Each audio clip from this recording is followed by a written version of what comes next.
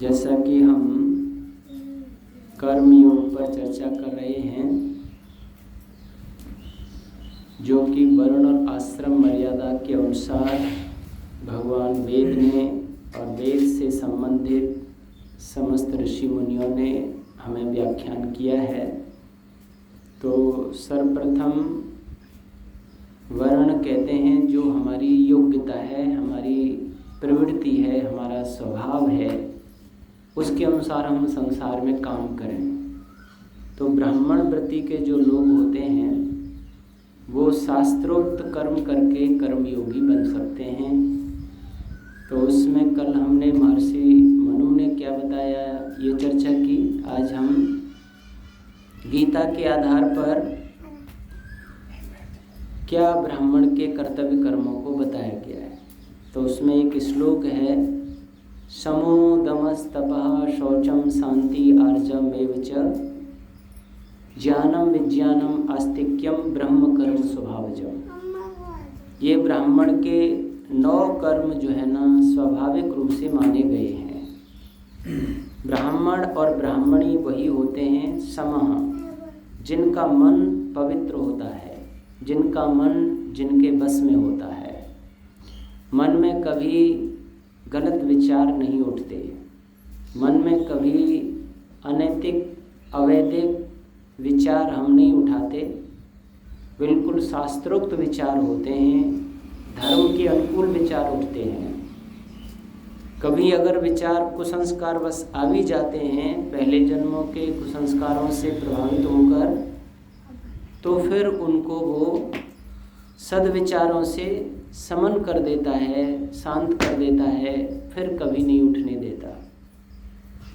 दमः जो इंद्रियों को संयम में रखता है, उसकी कोई इंद्रिय गलत मार्ग पर नहीं जाती है, आँख से गलत नहीं देखता है, कान से नहीं गलत सुनता है, वाणी से कोई गलत नहीं बोलता है, रसना से गलत पदार्थों का सेवन नहीं करता है, स्पर्श इंद्रिय से कोई गलत स्पर्श नहीं, गलत रास्तों पर नहीं चलता है, हाथों से कोई गलत काम नहीं करता है, कोई भी इंद्रिय उसकी अनैतिक अवैधिक काम नहीं करती है, जो कि पूरा उसके ऊपर संयम होता है। और आगे चल के कहा है जो तपस्वी स्वभाव के लोग होते हैं। तपस्या का मतलब है जो भी हम धर्म के कार्य करते हैं उनमें आए हुए द्वंद्वों को सहन करना, यानी सर्दी गर्मी भूख प्यास मान अपमान लाभ हानि सुख दुख आदि इन द्वंद्वों को सहन करता हुआ भी वो योग साधना करता है, यज्ञ करता है, दान देता है, धर्म कार्य करता है, सत्य बोलता है, पुण्य कार्यों में जीवन लगाता है। चाहे कितनी भी प्रतिकूलताएं आएं फिर भी वो इन धर्म कार्यों से पीछे नहीं हटता है। वो तपस्वी स्वभाव का जो पुरुष है या स्त्री है वो ब्राह्मण और ब्राह्मणी कर्म वाले माने जाते। शांति और जो अपने अंदर पूर्ण शांति को स्थापित रखता है, शांत रहता है, गंभीर रहता है, उसके अंदर उथल पुथल नहीं होती है, अपने अंदर शांत रहता है और संसार में भी शांति की स्थापना करता है।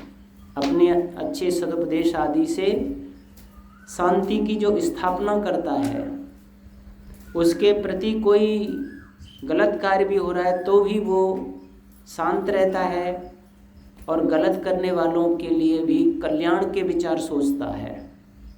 ऐसा एक उदाहरण आता है कि एक ब्राह्मण जो है वो कहीं यात्रा पर चले हुए थे, तो एक आकाशवाणी होती है।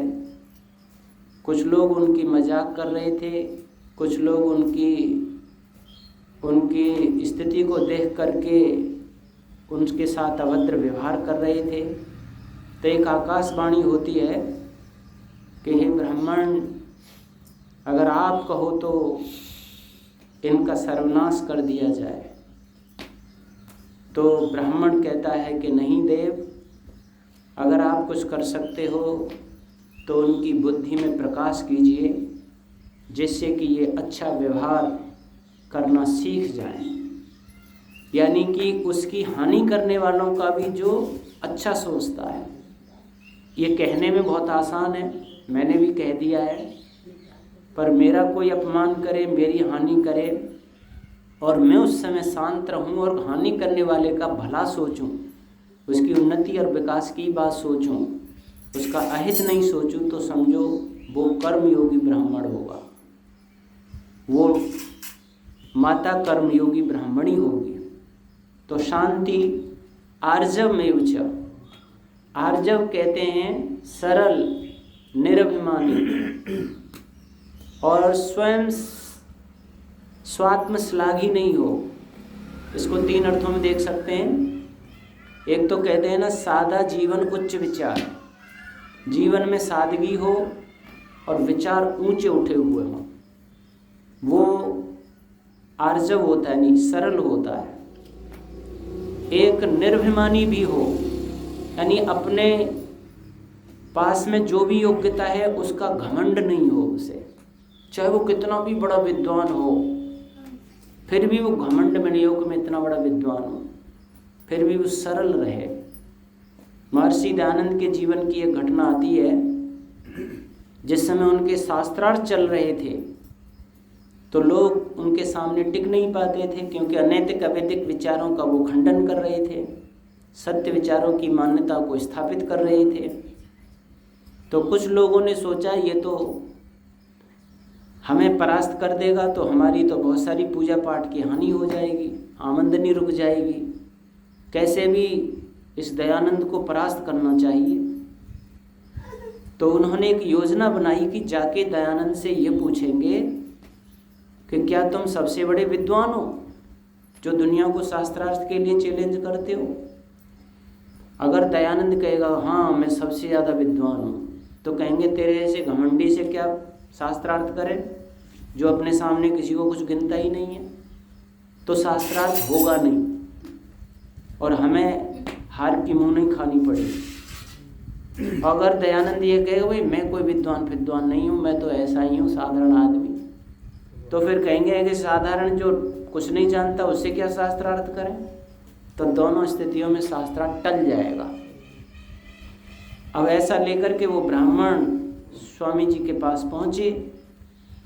स्वामी जी से जाते ही कहे तुम दुनिया को शास्त्रार्थ के लिए चैलेंज करते हो, क्या तुम सबसे बड़े ज्ञानी हो, सबसे बड़े विद्वान हो।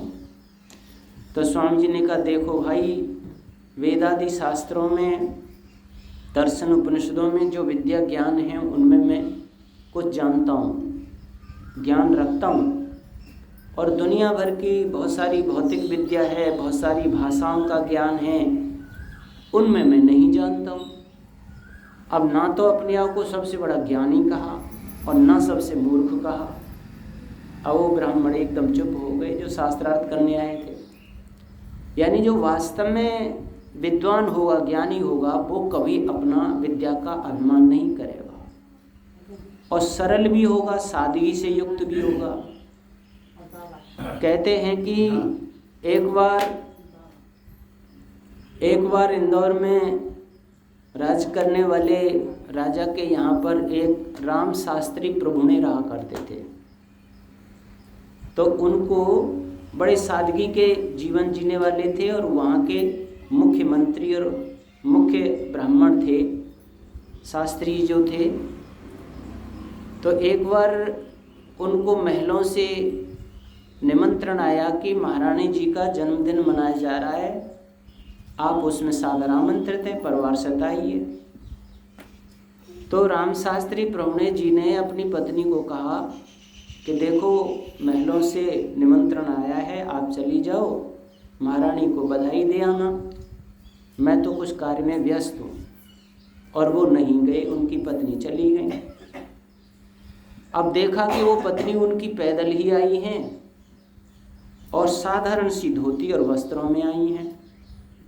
तो महारानी का जो हमारे यहाँ के इतने बड़े विद्वान और प्रधानमंत्री भी हैं, उनकी पत्नी साधारण वेशभूषा में और पैदल चल के आई हैं। तो जब उनको विदा किया तो उनको बढ़िया रेशमी वस्त्र पहना दिए, वो वस्त्र उतरवा लिए, बढ़िया रेशमी वस्त्र दिए और सेवकों से कहा कि इनको पालकी में बैठाल करके वहाँ पहुँचा के आओ। अब पालकी में लेकर के सेवक उनके घर पे पहुँचे, दरवाज़ा खटखटाया, अंदर से प्रोफेसर राम शास्त्री प्रभुणे निकल के आए। सेवकों ने कहा कि आपकी पत्नी अंदर आना चाहती हैं। देखा कि पालकी में और रेशमी वस्त्र पहने हुए, तो उन्होंने कहा अरे भाई ये मेरी पत्नी नहीं हो सकती, इनका कोई दूसरा घर होगा, ये इनका घर नहीं है। तुरंत उन्होंने अंदर से कुंडी लगा ली। उनकी पत्नी समझ गई। उन्होंने उन सेवकों से कहा मुझे वापस महलों में ले चलो। ले गए। वहाँ जाके महारानी से कहा कि अपने ये वस्त्र लो, मेरे वही वस्त्र दो, और अपने वो पहले वाले वस्त्र पहनकर और पैदल चल करके वो आती हैं। आकर के दरवाज़ा खटखटाया, अंदर से फिर शास्त्री जी निकल के आए। दरवाज़ा खोला तो सामने देखा पत्नी जी हैं। तो उन्होंने कहा आइए आइए। आगे आगे प्रभुणे जी, पीछे उनकी पत्नी जा रही हैं। तो प्रभुणे जी कह रहे हैं कि अरे अभी आपसे पहले एक देवी आई थी, बड़ी रेशमी वस्त्र पहने हुए, ठाट बाट से पालकी में बैठकर।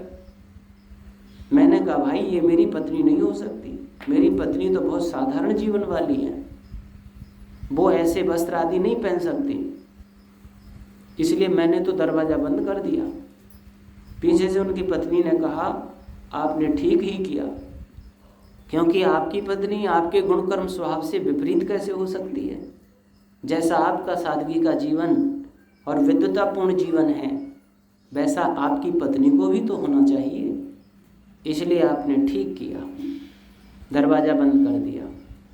अर्थात वो इतने बड़े विद्वान थे, उतने ही अधिक सादगी वाले थे, कोई बनाव ठनाव नहीं। जो वास्तव में ज्ञानी ब्राह्मण होगा ना, उसका पहनना ओढ़ना, खाने पीने के साधन, रहने सहने के साधन आधुनिक नहीं होंगे, बहुत साधारण होंगे, क्योंकि वो संसार की चकाचौंध से दूर होता है। वो तो वास्तव में ब्रह्ममुख होता है, वो आत्मपोषक होता है, देह पोषक, संसार का प्रदर्शन नहीं, वो तो दर्शन में जीता है। इसीलिए कर्मयोगी की बात यहाँ हो रही है। जो कर्मों के द्वारा ही भगवान को पाना चाहता हो, तो उसे इस प्रकार के स्वभाव वाला होना चाहिए। आर्जव यानी सरल सादगी का जीवन हो, निर्भिमानी हो, और अपने मुख से अपनी बड़ाई नहीं करता हो। बहुत से लोग अपने मुख से अपनी बड़ाई करते रहते हैं। दुनिया कोई करे तो करे कि ये बड़े विद्वान हैं, बड़े ज्ञानी हैं, बड़े महान हैं, और कोई करे तो उसे कौन रोके। लेकिन स्वयं कहे कि मैं इतना विद्वान हूँ, चारों वेदों का मुझे ज्ञान है, मुझे दर्शन शास्त्रों में बहुत बड़ी पैठ है, मैं ये हूँ, मैं वो हूँ, मेरे साथ कौन टिक सकता है। यानी कि बहुत सरल, बहुत निर्भिमानी जो स्त्री पुरुष होते हैं, वो वास्तव में कर्मयोगी ब्राह्मण ब्राह्मणी होते हैं। और आगे का ज्ञानम यानी ज्ञानी होते हैं। ज्ञानी माने विद्वान होते हैं, माने दुनिया में दो प्रकार की विद्या है, दोनों प्रकार का ज्ञान जिनको होता है। एक पराविद्या होती है, एक अपराविद्या होती है। पराविद्या माने ब्रह्म विद्या, आत्मा और परमात्मा से संबंधित विद्या। मैं एक आत्मा हूँ, इस संसार में परम चेतन ब्रह्म है। संसार एक साधन है, अनित्य है, परिवर्तनशील है, बनने बिगड़ने वाला है, ये उसको विवेक हो। ये शरीर भी अनित्य है, परिवर्तनशील है, बनने बिगड़ने वाला है, गलने सड़ने वाला है, टूटने फूटने वाला है, आदि व्याधि से युक्त है। इसमें मैं शुद्ध परम चेतन आत्मा हूँ, इसी में व्यापक ब्रह्म परमात्मा है। ये उसको ठीक ठीक इस दुनिया का ज्ञान विज्ञान हो, तो वो समझ लीजिए ब्राह्मण ब्राह्मणी कर्मयोगी होकर वो ब्रह्म को प्राप्त कर सकता है। ज्ञानम विज्ञानम, विज्ञान कहते हैं विशेष ज्ञान को धारण करने वाला। यानी एक तो शाब्दिक ज्ञान भी होता है, प्रथम जानकारी इसको कहते हैं। जैसे बच्चे पढ़ते हैं या हम लोग भी पढ़ते हैं, सुनते हैं, गुरुओं से सुनते हैं, पढ़ते हैं, लेकिन उसके बाद में जो यथार्थ ज्ञान होता है, विज्ञान कब पैदा होता है? आज की विज्ञान क्या कहती है? किसी भी वस्तु पदार्थ के संबंध में आप 3 क्वेश्चन लगाते हैं, क्या, क्यों, कैसे। ये वस्तु ऐसी क्या है, ऐसी ही क्यों है, ये कैसे है। इन 3 का समाधान जिसके दिमाग में निकल आता है और फिर यथार्थ बोध जिसको होता है, वो विज्ञान कहलाता है। आज के वैज्ञानिक प्रयोगशालाओं में वर्षों जीवन खपा देते हैं किसी एक चीज़ की खोज करने में। उनको भूख प्यास का भी पता नहीं रहता कि आज मैंने भोजन किया कि नहीं किया, इतना भी उनको ज्ञान नहीं होता, अपने उस धुन में लगे रहते हैं। वैसे ही जो आध्यात्मिक ब्राह्मण होते हैं वो वेद और आत्मा परमात्मा की खोज में इस तरीके से लगे रहते हैं कि उनको ये भी पता नहीं होता कि मैंने वस्त्र कैसे पहन रखे हैं, मैंने खाया पिया क्या है, मैं किस स्थिति में हूँ। वो अपनी उस धुन में लगे रहते हैं। एक वैज्ञानिक हुए हैं, उनके जीवन की घटना आती है। सर आइंस्टीन एक वैज्ञानिक हुए हैं। देखो किसी प्रकार की वास्तविक खोज के लिए कितना जीवन खपाना पड़ता है, मैं इसलिए इस उदाहरण को दे रहा हूँ। सर आइंस्टीन अपनी प्रयोगशाला में लग रहे थे, तो जो है उनकी पत्नी आती है और पत्नी कहती है कि ये नौकर आपने कैसा रख रखा है, इसको कोई अकल नहीं है, बिल्कुल गधा है, ये मूर्ख है, इसको निकाल दीजिए, कैसा रख रखा आपने। तो उन्होंने कहा ठीक है, ऐसे कह दिया। फिर वो चली गई। अब वो नौकर आता है, सुन करके नौकर ने कहा सर आपकी पत्नी मुझे बहुत तंग करती है, बहुत जो है ना मेरे साथ अन्याय करती हैं, बहुत मूर्खता का व्यवहार करती हैं, इस तरीके 2-4 बात कहीं। तो उन्होंने कहा ठीक है। अब वो ऐसे कह के चलो, उनकी पत्नी ने सुन लिया कि ये मेरा बुराई कर रहा है, फिर भी ठीक है कह रही है। उन्होंने कहा तुम कितने मूर्ख हो, नौकर के सामने भी मुझे इस प्रकार से जलील करते हो, तुम कितने मूर्ख हो, कमार हो कि ठीक है। उसने ये भी फिर भी ठीक है कह दिया। जब उन्होंने उसको मूर्खार गंवार कहा तो भी उन्होंने कहा ठीक है, क्योंकि उन्हें पता ही नहीं ये क्या कह रहे हैं, वो तो अपनी धुन में लगे हुए थे, उन्हें पता नहीं कौन क्या कह रहा है, बस एक ही बात कह देनी। तो उनकी पत्नी हंस के चली गई कि तो अपने को ही ठीक है कह रहे हैं। इतने व्यस्त रहते थे, इतना व्यस्त आत्मा परमात्मा की खोज में रहना पड़ता है, जिसको अपने शरीर का भी बोध नहीं रहता, तो वो विशेष विज्ञान को प्राप्त करने में समर्थ होते हैं। और आगे चल के कहा है कि आस्तिक्यम, ब्राह्मण ब्राह्मणी को पूर्ण आस्तिक होना चाहिए। आस्तिक का मतलब क्या है? ईश्वर पर पूरा भरोसा।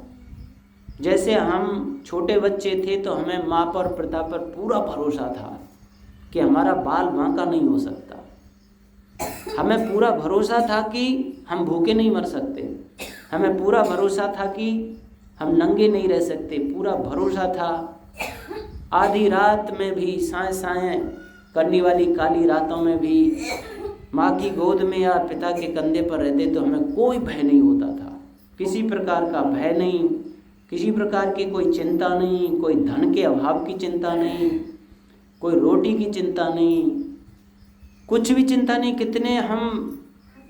कितने माता पिता पर भरोसा और विश्वास रखते थे। वैसे ही परमात्मा पर जिसका होता है, यानी भगवान पर वैसा ही भरोसा विश्वास कि ईश्वर है तो मुझे किसी प्रकार का कोई भय नहीं है, मुझे किसी प्रकार की कोई रोटी की चिंता नहीं, कोई कपड़े की चिंता नहीं, कोई किसी प्रकार की मुझे चिंता नहीं है। पूर्ण आस्तिक, आस्तिक का मतलब ईश्वर पर पूरा भरोसा। ब्रह्म जानेति ब्रह्मणा, जो ब्रह्म को जानता है और ब्रह्म के ही आधार पर संसार में जीता है और किसी का आश्रय और सहारे की कोई इच्छा नहीं रखता है। कोई उसकी मदद कर दे तो कर दे, लेकिन उसे किसी के आश्रय की सहारे की आवश्यकता नहीं होती, केवल ईश्वर का आश्रय और सहारा उसे प्राप्त होता है। ऐसे भी ब्राह्मण पहले हुए। एक कुंभीधान ब्राह्मण माने जाते थे कि एक ब्राह्मण और ब्राह्मणी रह रहे हैं। कोई व्यक्ति राजा दान देने वाला आया तो उन्होंने कहा, भाई मैं एक ब्राह्मण को अन्न वस्त्र आदि ये सीधा जो देते हैं वो मैं देना चाहता हूँ। ब्राह्मण से कहा कि मैं कुछ भोजन सामग्री लाया हूँ, मेरी स्वीकार कीजिए भेंट। तो ठहरो, मैं अपनी पत्नी से पूछ के आता हूँ। पत्नी से पूछा कि कोई महाराज हमें कुछ अन्न, कुछ आटा दाल आदि सीधा देना चाहते हैं। तो उन्होंने कहा, कह देना आज तक का तो है, अभी नहीं लेते। तो उन्होंने जाकर के कहा कि मैं देवी कह रही हैं कि आज के लिए हमारे पास आटा दाल सब कुछ है। बोला कल के लिए ले लो, कि कल की भगवान और व्यवस्था करेगा, कल की कल देखी जाएगी, आज के लिए है। इसलिए ये भी कहा जाता है कि ब्राह्मण या साधु गांठ न बांधता या ब्राह्मण गांठ न बांधता, उधर समाता ले और देने वाला साथ है, जब मांगो तब दे। यानी वो ब्राह्मण ये जानता है कि भगवान दाता जो दुनिया को दे रहा है वो मेरे साथ है, मेरे पास है, जब चाहूँगा तब दे देगा, जब मांगूंगा तब दे देगा। मैं सारी दुनिया के भंडारी के पास हूँ, कुबेर के पास हूँ, कुबेर की गोद में हूँ मैं, जो सारी दुनिया का भरण पोषण कर रहा है, पेट भर रहा है। फिर मैं चिंता करूँ? इतना आस्तिक हो जाता है वो। फिर मुझे क्या चिंता है, मेरी तो सब कुछ पूर्ति उसके हाथ में हो रही। जैसे बच्चा कोई चिंता करता है कि रोटी कैसे मिलेगी, कहाँ से मिलेगी, सेम बच्चा की तरह उसे जैसे रोटी वस्त्र की कोई चिंता नहीं, वैसे उसको हो जाती है। आज का है कल फिर भगवान देगा, फिर भगवान देगा। उसे इस प्रकार की चिंता नहीं करनी चाहिए। इसलिए विद्वानों का एक मत है, ब्राह्मण को, साधु को रोटी की कभी चिंता, वस्त्र की कभी चिंता नहीं करनी चाहिए। चिंता करनी चाहिए, चिंतन करना चाहिए कि ईश्वराज्ञा का पालन कैसे हो, ईश्वर के दर्शन कैसे हों, अपवर्ग मोक्ष मुक्ति कैसे प्राप्त हो।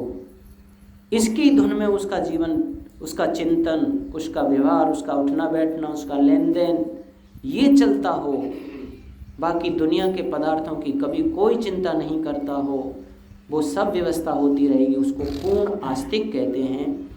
ऐसे गुण कर्म स्वभाव वाला ब्राह्मण हो या ब्राह्मणी देवियाँ हों, पुरुष को ब्राह्मण कहते हैं, ऐसे स्वभाव वाली देवियाँ हों, क्योंकि आत्मा सब में एक जैसी है, शरीरों में थोड़ा अंतर और लक्ष्य भी एक जैसा है सबका। लक्ष्य भी ईश्वर प्राप्त करना और मोक्ष प्राप्त करना है।